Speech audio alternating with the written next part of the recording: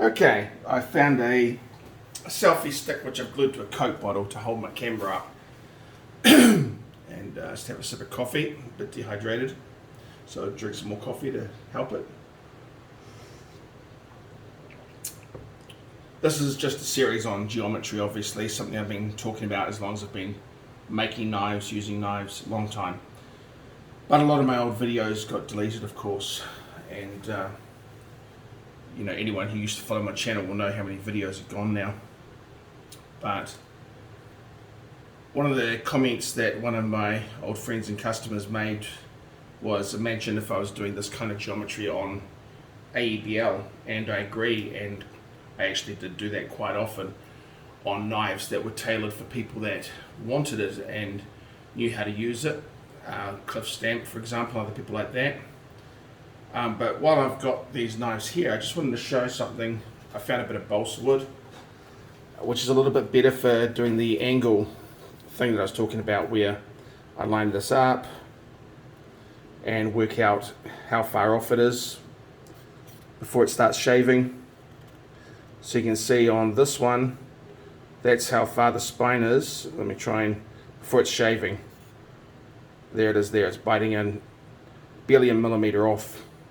Whereas a 12 DPS type thing, you know, you're talking about up here for a normal folding knife. And that's why it performs so well. And what I found is, for me, 7 DPS is a good number. What I find is if you get calipers and you're talking about the 20 thousandths mark, how far down the blade you're measuring 20 thousandths, and if you take your knife and you set the caliper to 20,000 and find out how far up the blade it goes and measure it. This is kind of hard on a factory knife because they're actually too thick and the 20,000 is on your sharpening bevel or under it. But if you take that and then you measure the distance from here, you can basically use that to use a triangle calculator and work out the angle from there to there if these were presumably flat. And if you're under 7 DPS at the 20,000 mark, you're going to tend to have a really good performance knife. And I mean, even Scandi knives that are 11 DPS, they cut well, but they're 11 DPS for too much. They're getting too thick. 11 DPS is actually very, very thick. You only want that 11 DPS for this tiny little bit here that provides the edge stability. Then you want to thin it down. Now, of course, like everything, not every knife needs to be super, super thin. It really depends what you want. The point of this is just to show that even for heavy duty knives, often edges are just too thick unless you're using your knife to scrape steel and rust and, you know, things that there are better tools for. And that's fine. One thing I did yesterday after that video was I reprofiled my Sebenza so that it's sharp enough to put a giant hole in my thumb. When I was watching TV and not paying attention, I went like this and I bumped the table and my thumb just went up into the blade instead of going around the blade like that. And I put a big hole in here because it's really sharp now. But the bevel is much, much higher now, much leaner. And if we go in here, try and line it up, it's scraping about there. Now it looks higher because it's a much higher, longer blade than the other one, but this works out around 11 or 12 DPS. There may be a very, very subtle, thicker bevel on the end. Excuse me, a bit of sinuses, but it's thin enough to start doing the jobs I want to do. It's harder here on the belly because, same as Chris Reeve, I've left the belly thicker. If I get to the edge of the table where I use this bit here that I do a lot of cutting, it just goes through very easily, as you can see. So I can't use this as a demonstration of a thick production knife anymore because I've corrected it to my needs, which is what I think everybody should do with their knives. What I have here are a couple of the knives I made. that I got back. This one was originally made for Colin Ashmore, I think, and he sold it, and then I bought it back off the person who had it, who happened to at the time have one of my pass-around knives, which I'm going to show. And this knife is still thicker than the paring knife considerably, but it still meets that tolerance of being under 7 DPS for that area, but it's probably more like about 6 or 7 thousandths behind the edge, and maybe 12, 13 DPS. But it gets through this stuff very easily. You can actually almost draw slice it through there if I get to this bit. Again, I tend to make my bellies and my knives a little bit more durable at the end. So just do a, you won't see this from the camera easily. It's not super sharp at the moment, but it's sharp. If we take it here, and that starts biting in like 1.5 millimeters off. So it's, I can do the calculations later. You basically just got to say how thick is this, how far is it off the wood, add that plus 2 times the wood distance, height of the blade, you've got your edge angle. And this is very low, it's less than 10 DPS probably. So it, even though it's not super sharp, it cuts very, very well. But even as thin as it is, it's still a very rigid, strong knife. You know, if I push on here, you will see the steel flexing a bit, but not a huge amount, not like a kitchen knife. And that's because it still gets to quite a stiff blade. This is 2 millimeters. For me, this is a very durable, hard use blade. Not for nails though. Point of this video is that it's about the apex geometry.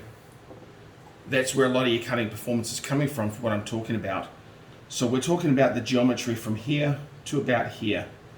This portion here is where a lot of your cutting performance comes from, how thin this is, and then how you back it up is how you form a stable knife. And of course adding mass adds more power to the cut, all those things. Where you need to be careful is if you do things like a Chris Reeve knife, where you've got a deep hollow grind behind a very thick edge, then the edge is stronger than the backing, which means if you start using a hammer to try and plow through it, the force and resistance on the edge can be so great that it's going to collapse behind the knife here, and then you'll end up with a big breakout here, potentially snapping the knife in half.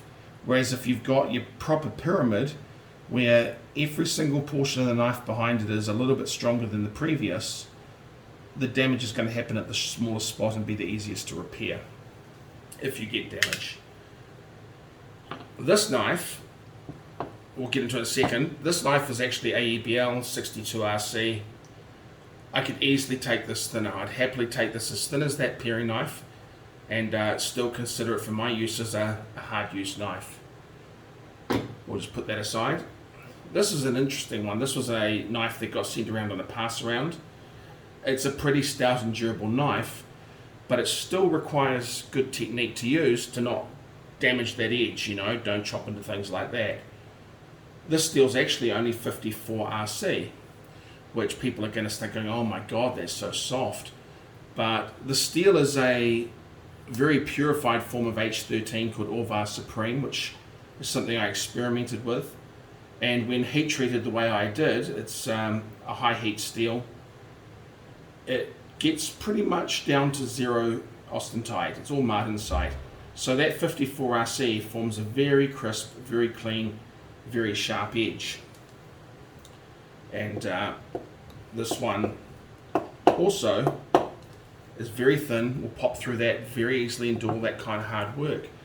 But I lent this to a worker in here who had to come put my air conditioner in, and there's a small clip online of that where basically just had to hit it with a hammer and punch through jib board to cut a hole out of the wall to make the air conditioner done, which to me that's fairly hard use work on a knife.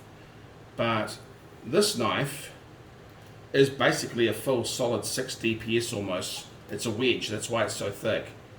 So anywhere you measure it, the calculation is 6 DPS or a little bit thinner, apart from the very, very edge. And when we talk about the very, very edge, we'll see, I don't know if you can focus it, but just a tiny, tiny glimmer. It's too small to really even see the edge angle. That edge angle is around about 11 DPS.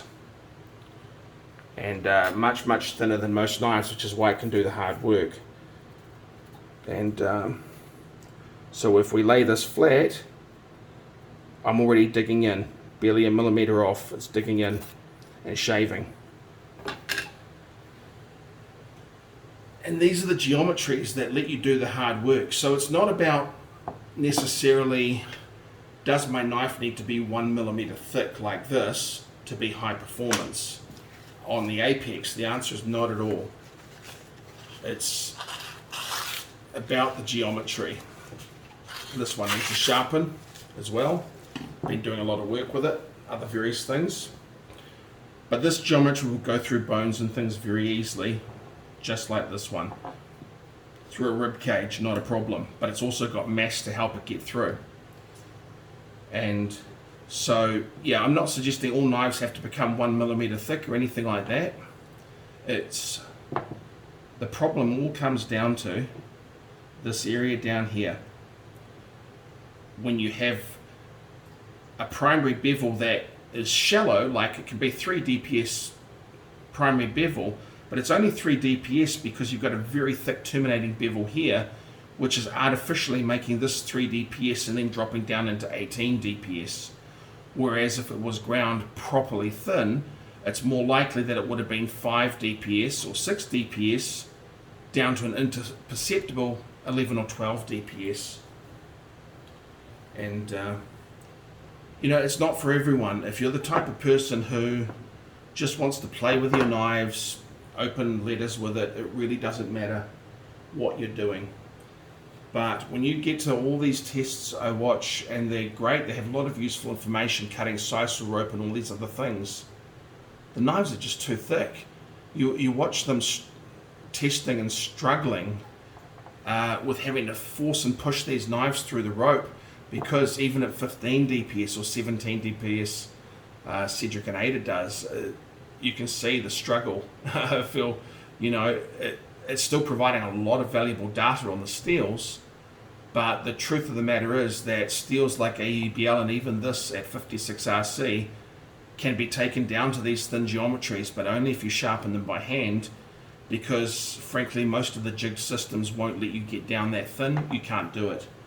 But Big Brown Bear had a good video showing one of Laren's formulas for estimating Quechua results, and BBB likes thin knives. It's great. You know, he's doing high performance knives, and he also does crazy high carbide steels, which I'm not a fan of, but at least he's balancing them in that he's taking them thin and he's taking them down to that 14, 15 DPS and even thinner for people that ask, I imagine. But the reality is, even something like M390, if you work out the calculations, M390 at 15 DPS, I can take this paring knife, and when I put it down to 8 DPS and do rope cutting, it's going to perform pretty much the same sharpness wise as an M390 blade at 15 DPS. But the difference will be I'm going to be far less fatigued at the end of it, and this is going to take far less time to sharpen it. Just depends what you want out of life, but it's very, very costly to take those high-end steels and thin them down. In fact, Big Brown Bear just did a video showing a very thin knife and in a very, very hard steel, and you know, there's cost involved in that. It's not for the faint of heart, and it's not for the person who can't afford it. But if you look after that knife, it'll last forever. It'll last you a lifetime. It's not going to chip out and break if you're using it properly. I think people have to ask themselves, do they want to improve their technique so that they can utilize thin knives and get greater performance with less fatigue and easier sharpening? Or do you just want to use factory knives as they come and have ponderously poor performance, harder sharpening, but think that somehow because you're part of a knife community that you're the elitists of the knife world with some greater understanding, when unfortunately the short reality is that people using these and Opinels and things like that for all their work all day are actually getting far higher performance a lot of the time. They're working knives. And it reminds me of an interesting thing about, I think it was Buck with their classic knife. They came out with I think it was Buck or Case, I'm pretty sure it was Buck. Way back when they came out with a new edge, they called it a 3X edge or something, lasted 3 times longer, super high performance, and outdid all the competition at the time with a basic steel that they were using.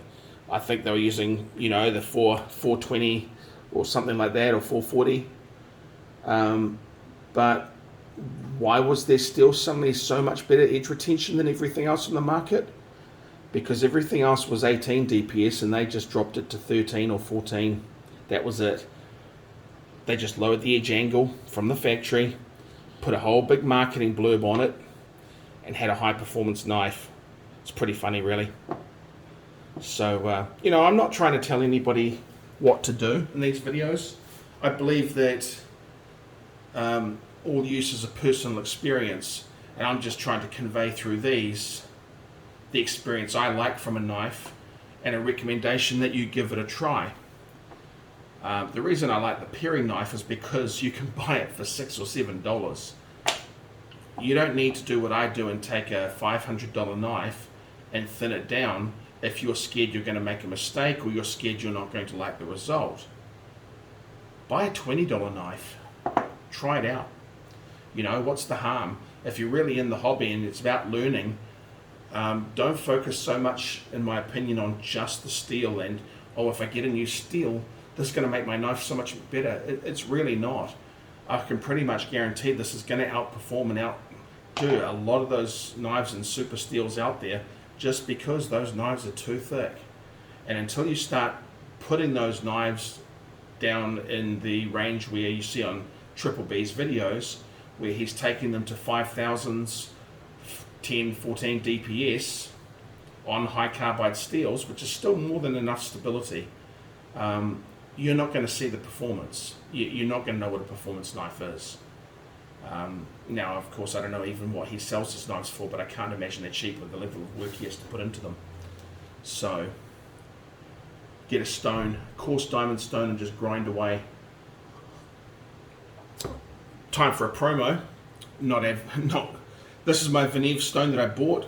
This is the extra coarse. The exact specification of this is the F150 180 micron, 100/80 micron. Fantastic. Use that with a bit of WD-40 and grinding this down to a performance edge. Matter of 5 or 10 minutes, taking it easy. Fantastic. So I recommend investing in something like that or a DMT and go for gold. Longer video than I planned, so thanks a lot.